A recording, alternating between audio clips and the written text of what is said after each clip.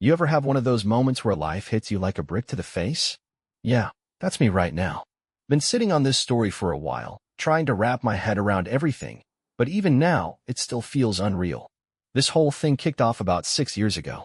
If you told me back then that I'd be here, writing this mess out for strangers on the internet, I would have laughed in your face. But here we are. So, let me back up. I grew up in a pretty normal working-class family.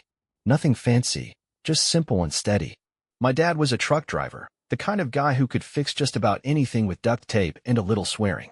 Mom worked as a receptionist at a dentist's office and somehow knew everyone in town. We lived in a 3-bedroom ranch-style house in a quiet neighborhood. It wasn't much, but it was home.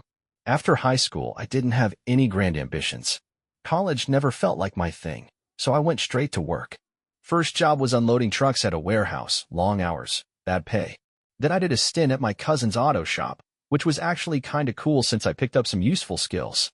Eventually, I landed a job at a sporting goods store, worked my way up to assistant manager. Wasn't glamorous, but it paid the rent and kept food in the fridge. And then, I met Lauren. She was 26, I was 30. And let me tell you, this is when my life took a wild turn. Lauren wasn't just out of my league. She was in a whole different sport. Her family was the kind of rich you only see in movies. Her dad, Thomas, was 58 and owned a bunch of car dealerships across the state. The man practically printed money. Her mom, Diane, was all about high society, charity events, designer handbags, sipping wine with other rich ladies who probably never had to do their own laundry. The first time I visited their house, scratch that, their estate, I felt like I had stepped into a different reality. Huge driveway, a fountain out front, even a freaking butler answering the door. I showed up in my best button-up shirt, and I swear their housekeeper gave me the same look you'd give a stray dog that wandered in. Lauren, though, she was different. She liked that I wasn't some rich kid. Said she loved how down-to-earth I was. She found it hilarious that I had never been to a country club or flown first class. She told me I was real, which sounded nice, even if I wasn't sure what she meant. But her parents? Oh man, that was another story. They weren't rude, not outright. They were polite. The kind of polite that lets you know exactly where you stand. Every time I was around, Thomas would casually bring up some Ivy League lawyer or hedge fund guy who was just Lauren's age. Diane would ask me in that syrupy sweet voice, "So, do you think you'll ever go back to school?" Like my job wasn't good enough. When I finally proposed, after saving for 7 months to buy the ring, Lauren said yes. But her parents' reaction was, well, let's just say I've seen people show more excitement for a gas station coffee. And then came the prenup talk. I'll never forget that day. Thomas called me into his home office, this massive, oak-paneled room with a fireplace and a view of the whole city. He slid a thick stack of papers across his desk like he was handing me a menu at a steakhouse. You'll need to sign this, he said, like it was just a casual thing. Nothing personal, just protecting our interests. No, I wasn't naive. I knew they had money to protect, and honestly, I didn't blame them. It wasn't like I was after their fortune anyway. So, like a complete idiot, I signed it without even reading the fine print. I figured, what's the worst that could happen? Besides, it's not like I could afford a lawyer to fight it even if I wanted to. Looking back, the warning signs were all over the place. The way her family treated me like I was some charity case. The little digs at my job, my lifestyle. The way Thomas never introduced me as Lauren's fiancé, just a friend of Lauren's. But you know how it is when you're in love. You ignore the red flags, tell yourself it'll all work out because love conquers all, right? Yeah, about that. Then came the wedding planning. And by wedding planning, I mean Diane took over everything. We weren't planning our wedding. We were just showing up. They booked this ridiculous waterfront venue that probably cost more than my entire life's earnings. 300 guests, I knew maybe 20 of them. The rest? Politicians, business execs, rich folks who probably didn't even know Lauren's middle name. Standing at the altar, looking at all these strangers sipping champagne, I had this gut feeling. This doesn't even feel like my wedding. I was just a guest at their big fancy show. And I had no idea how much worse things were about to get. The night before the wedding, my dad pulled me aside. Classic dad move, acting like he just needed to tidy up the garage while really, he just wanted to talk. You sure about this, kid? He asked, not looking up as he shuffled some old tools around the workbench. These folks, they ain't like us. You know that, right? I told him I was sure. I loved Lauren, and that had to count for something. That had to be enough. The wedding was exactly what you'd expect: big, expensive, and entirely controlled by her family. My parents and relatives huddled together at their own table, looking stiff in their rented tuxes and dresses, while Thomas and Diane paraded Lauren around like she was royalty. Me? I was just the guy she happened to be marrying. After the wedding, we moved into a sleek, high-rise condo downtown. And yeah, her parents helped us get it, which really meant they footed most of the bill but still made sure I had to pay part of the mortgage. Looking back, I can see it for what it was, a leash disguised as a gift. And if that wasn't bad enough, they had a key. They didn't ask. They didn't knock. They just showed up. I'd come home from work, and my home wouldn't look like my home anymore. The couch? Gone. The bookshelves? Rearranged. The framed photos of my family? Replaced with abstract art that fit the space better. Lauren's mother, Diane, had no boundaries. She treated our condo like a personal project, always finding some reason to change things. A better aesthetic, she'd call it, as if she was curating a museum instead of steamrolling over my existence. One night, I came home exhausted, looking forward to collapsing into bed. But the moment I walked into the bedroom, I stopped cold. My bed was gone. Not the frame. Not the mattress. The entire thing.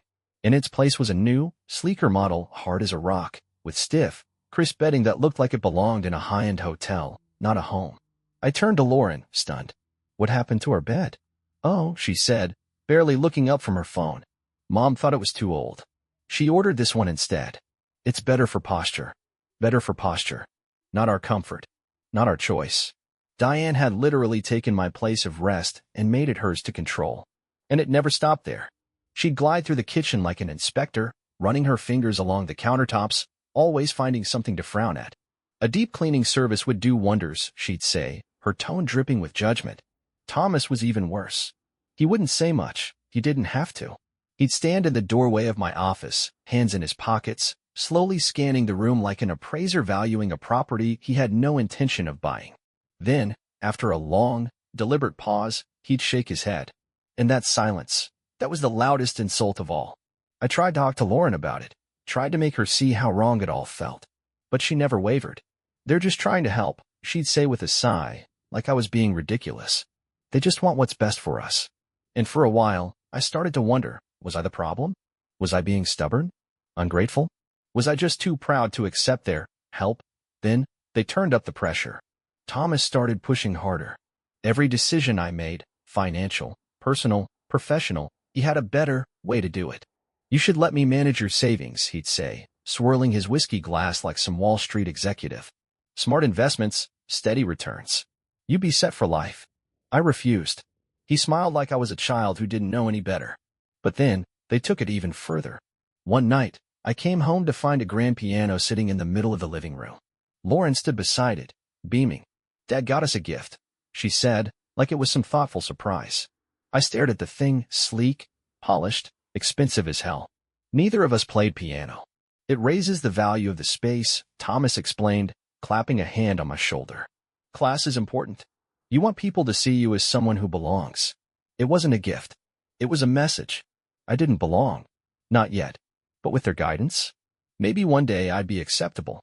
And what was I supposed to say? Take it back? That would have caused a scene. So instead, I let it sit there. A $20,000 monument to my inadequacy. The whole thing was suffocating. Sure, the place was beautiful, but it wasn't ours. It was like living in a museum exhibit, curated, controlled, staged for an audience I never wanted to impress. Then, everything changed. It was a Sunday afternoon, and I was in the back room at work, helping unload a shipment. My phone buzzed in my pocket, but I ignored it at first. Sundays were always chaotic, and I didn't have time for random calls. Then it buzzed again, and again, and again. Finally, I checked it. 10 missed calls from Lauren. Before I could even hit redial, my phone rang again. I barely got out a hello before she screamed into my ear. I won. Oh my God, I won. At first, I thought something had happened to her. An accident, a break-in, something serious. Then she blurted it out. $10 million. I just won $10 million. I almost dropped the phone. She told me she'd stopped at a grocery store on the way home, grabbed a few things, and on impulse, picked up a scratch-off ticket at the register. She wasn't even planning to buy one, but the guy in front of her took forever counting his cash, and she grabbed it out of boredom.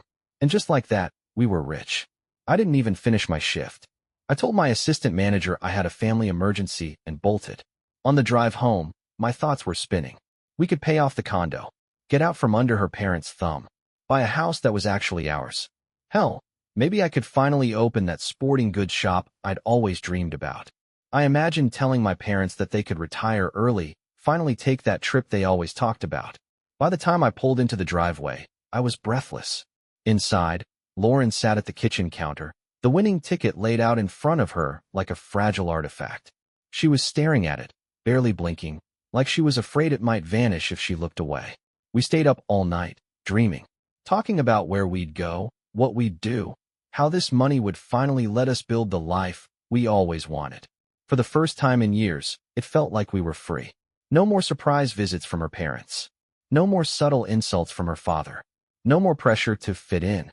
It was finally going to be just us. At least, that's what I thought. The next morning, Lauren changed. It was subtle at first. She was quieter, distant. I thought maybe it was just the shock of it all. But then she started getting weird. "We can't tell anyone," she said at breakfast. "Not even your family. Not yet." I frowned. Why not? She wouldn't give me a straight answer. Just something about keeping things controlled and doing this the right way. Then came the phone calls.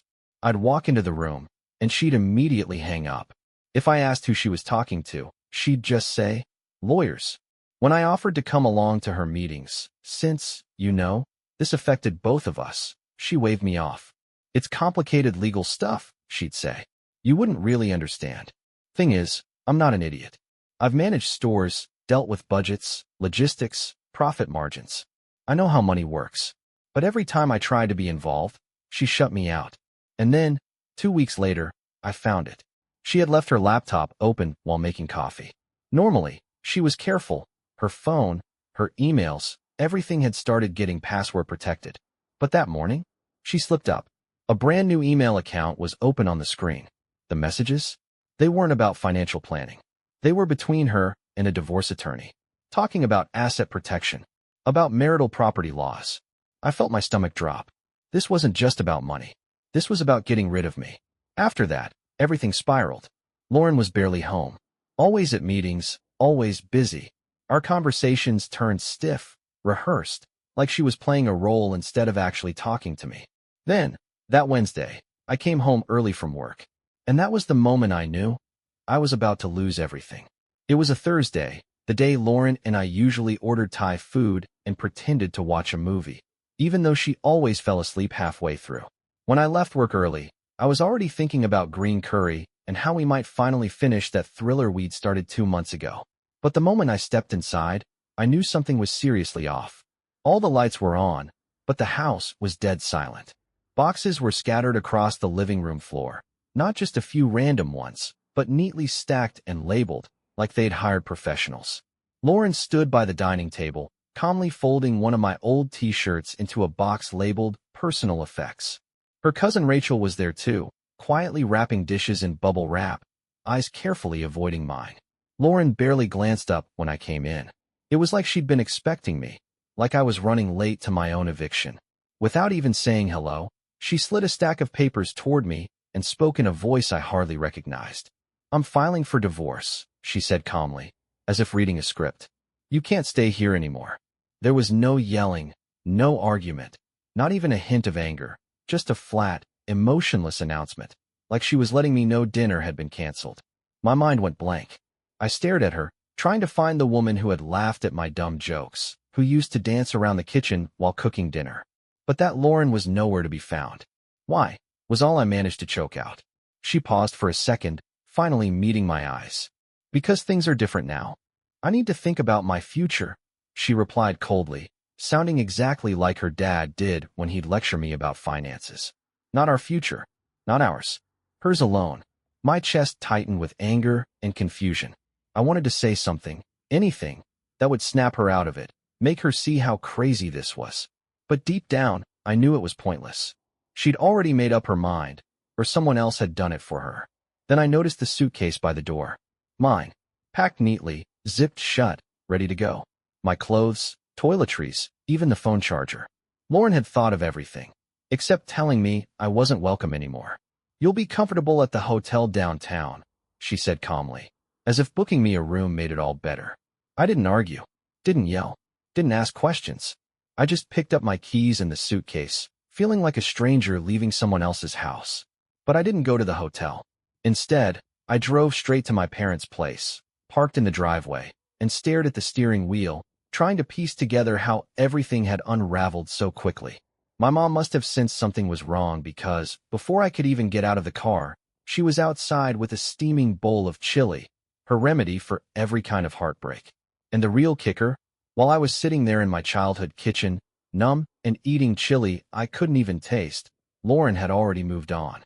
She posted on Instagram about learning to put yourself first, tagging some mindfulness influencer I'd never heard of, talking about how she was finally embracing authenticity. I stayed awake all night, staring at the ceiling in my old room, trying to figure out how 5 years of marriage had been reduced to a handful of boxes and a single social media post. But here's what Lauren didn't count on. She thought I'd disappear quietly, thought I'd just accept defeat and vanish like none of it ever mattered. What she didn't realize, the contract, the prenup she had her dad force on me years ago, was about to turn their entire plan upside down. Around midnight, my dad knocked softly and came in, still wearing his work clothes. He sat on the edge of the bed, quiet at first, then said something that changed everything. I remember it was almost midnight when my dad suddenly said, "What about those legal papers her dad had you sign? Didn't they make you agree to something when you got married?" The word prenup echoed in my head like a gunshot. Honestly, I'd buried that memory completely, pushed down deep under years of feeling worthless.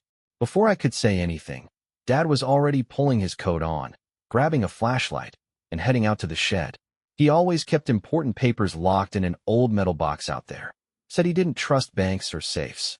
As I sat at the kitchen table feeling like an idiot, Mom whispered something like, "Rich people always underestimate guys like us," while gently patting my shoulder. 10 minutes later, Dad walked back in, holding a dusty metal box that hadn't been opened in years. He set it down, wiped away the grime, unlocked it, and started rifling through old receipts, birth certificates, tax papers, until finally, he pulled out an envelope that looked far too official to belong among our family documents. "There it is," he muttered, spreading out the thick stack of pages on the kitchen table. We started flipping through endless pages of legal jargon, words that felt designed to confuse rather than explain. I almost gave up halfway through, convinced it was hopeless. Then Dad stopped, tapping a single paragraph buried deep within all the lawyer speak. "Look at this," he whispered, voice tight with disbelief. My eyes settled on one sentence that made my heart nearly stop. "All future earnings acquired unexpectedly, including but not limited to inheritances, lottery winnings, contest prizes, and unforeseen settlements, shall be considered shared marital property." I reread it 3 times, my pulse pounding louder with each pass. My dad just stood there, wide-eyed, before shaking his head and saying softly, "They thought they were untouchable." Lauren's family had been so fixated on protecting their precious assets, the trust funds, their businesses, all those carefully structured family legacies, that they'd accidentally made every sudden windfall shared between us, including, apparently, that winning ticket she thought was entirely hers. I barely slept at all that night. I sat up, hunched over our kitchen table with coffee that turned cold hours ago, pouring over each line of that contract. The next morning, before the sun was fully up, I was already dialing numbers. I found a lawyer named Malcolm Evans, a guy whose reputation wasn't flashy billboards or TV ads, but winning hard cases other attorneys avoided. He was blunt, direct, and tough, the kind of lawyer who'd seen families tear each other apart for far less than what was at stake here. He took one look at the prenup, adjusted his crooked glasses, and actually laughed, a low, satisfied chuckle. "Oh man," he said, shaking his head. "They really screwed this up, didn't they?" Then Malcolm, my lawyer, got straight to work, immediately filing an emergency motion to freeze the winnings before Lauren's family had a chance to move a single penny. But things quickly escalated. Within hours, Lauren's attorney called, offering me what he described as an extremely generous settlement of $50,000 to simply sign away my claim and quietly vanish. I stood there in stunned silence. They really thought I was that easy to buy off. Maybe before all this, when I still believed their lies about family and opportunities, I'd have taken the deal. But that version of me was long gone. I remembered every sideways glance at dinners, every condescending remark about my career, every moment they made me feel like I wasn't worthy of being part of their family. Every bit of pride I'd swallowed because I loved Lauren. I texted back a single word, no. Then I shut off my phone, sat back, and watched as Malcolm did what he did best. But the moment Lauren's family realized I wasn't going quietly, things got ugly fast. Her father's lawyer called with threats, saying they'd crush me legally, financially, socially. Rumors started spreading around town about me being some gold-digging opportunist. A journalist even showed up at my job, wanting my side of the scandal. Yet the harder they pushed, the more determined Malcolm became. He was relentless, combing through legal precedents, tracking down similar cases, meticulously documenting every move they made against me. Every threat became more evidence stacked against them. One evening, Malcolm called me into his cluttered office, files piled around him, and handed me a folder. "You need to see this," he said quietly. Inside was something I never expected, proof that Lauren's father had secretly arranged to transfer the lottery winnings into a private investment fund. But here was the kicker. Lauren had no idea. Her father planned it all behind her back, counting on her blind trust. The paperwork was already filled out. Signed, dated, just waiting on her signature.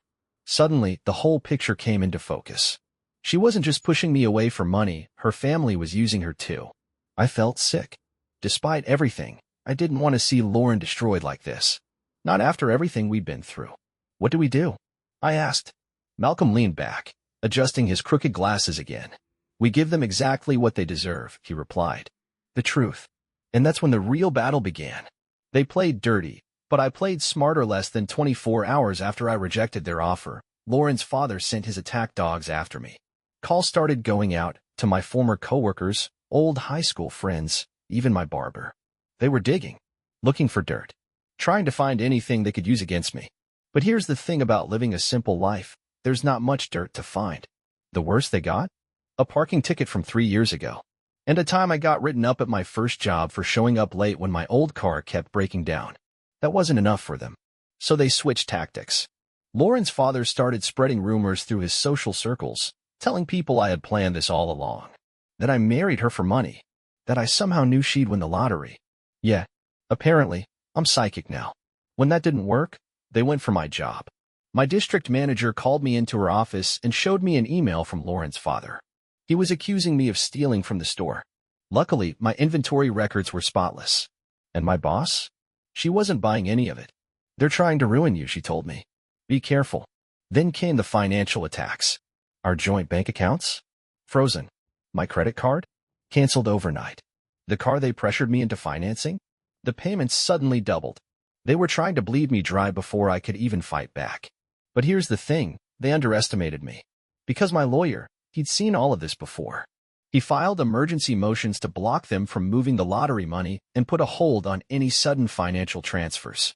He gathered every call, every email, every attempt to ruin me. He called it evidence. I called it revenge. Then, the local newspaper got wind of the story.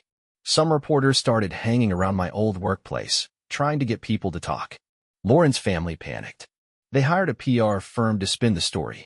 Suddenly, there were press releases about how Lauren was the victim, about how she was protecting herself from a money-hungry ex. It got worse.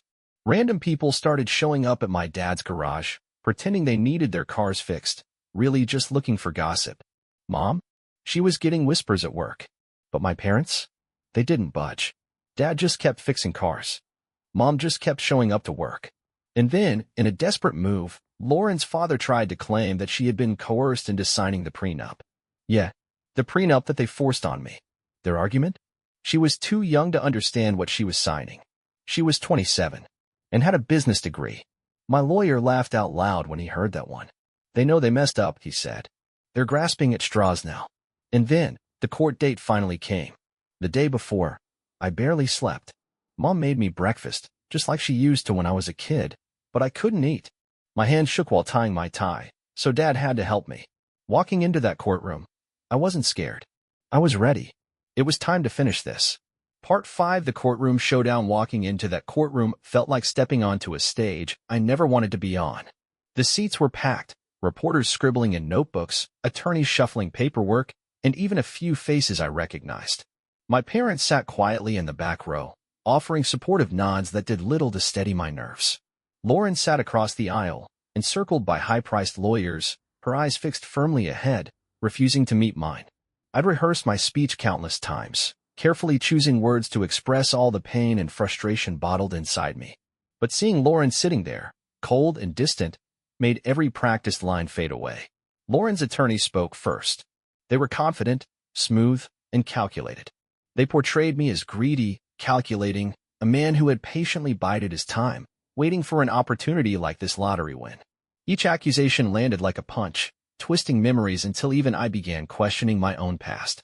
But halfway through their polished performance, something unexpected happened. Lauren's demeanor shifted subtly. She glanced briefly toward me, and I saw tears she quickly brushed away. Real tears. Tears of doubt, maybe even regret. When my lawyer stood, he didn't waste time with drama. He simply held up the prenup document and read aloud the exact clause Lauren's family had insisted upon. He presented emails, text messages, bank records, proof of their calculated attempts to push me out. Finally, the judge turned to me, her eyes serious and calm. "Would you like to say something?" I stood, forcing myself to remain steady, and finally locked eyes with Lauren. "You know," I started, my voice quieter than I'd expected, "this was never about the money for me. When we first met, I saw someone I thought wanted a life with me, a life built on trust, respect, and honesty. But somewhere along the way, that changed." The courtroom was silent as I continued, my voice gaining strength. "I spent years trying to fit into your family's world. Years trying to prove I belonged, only to find out I never really did. Because in the end, I wasn't your husband. I was just another obstacle they needed to clear away. Winning that lottery showed me how little our marriage truly meant." Lauren lowered her head, her shoulders shaking slightly. "But here's the truth," I added, softer now. "I never stopped believing in us." "You did." The judge took a long moment before delivering her verdict. The prenup was binding. The lottery winnings were joint marital assets. Half belonged to me. I had one. But standing there, watching Lauren's defeated expression, felt like losing all over again. Outside, reporters shouted questions, cameras flashed, but none of it mattered. My parents waited quietly by their car. Mom hugged me tightly, whispering she was proud. Dad simply nodded, his silent reassurance enough. The final message that night, sleep wouldn't come. I lay awake, lost in thoughts, until a quiet buzz from my phone broke the silence. An unknown number. One text. "I never wanted it to end like this. I'm sorry. Lauren." My fingers hovered over the screen, emotions battling inside me. Eventually, I placed the phone aside, unanswered. Words couldn't repair what had shattered. The missing truth days turned into weeks, and the text remained unread. Then, a quiet knock on the door one evening revealed Lauren's aunt. She handed me an envelope, her expression weary. "You deserve the truth," she said softly before disappearing into the night. Inside, I found documents. Emails revealing Thomas's hidden agenda. Lauren's father had intended the lottery winnings for a risky business scheme he'd secretly orchestrated. Lauren was oblivious, a pawn in his game. My pulse quickened as I read an email Thomas had sent to his attorney. "Lauren trusts me implicitly. Move fast, and she'll never question it." My anger burned, not for myself, but for Lauren. Her family had manipulated us both. I sent Lauren everything. She deserved to know who had truly betrayed her. New beginnings. Weeks later, an email arrived. Lauren's name. "I had no idea," she wrote. "I'm finally seeing clearly. Thank you." She mentioned therapy, breaking ties with her father, and slowly reclaiming her life. Thomas's empire was crumbling under lawsuits and federal investigations, his carefully built facade unraveling. With my settlement secured, I finally pursued my dream, opening my sporting goods store. Mom and Dad helped set it up, making it truly ours. Yesterday, I drove past the condo where everything fell apart, noticing the for sale sign in the yard. I didn't stop, didn't even glance back. That chapter had closed, and my life, truly mine for the first time, was just beginning.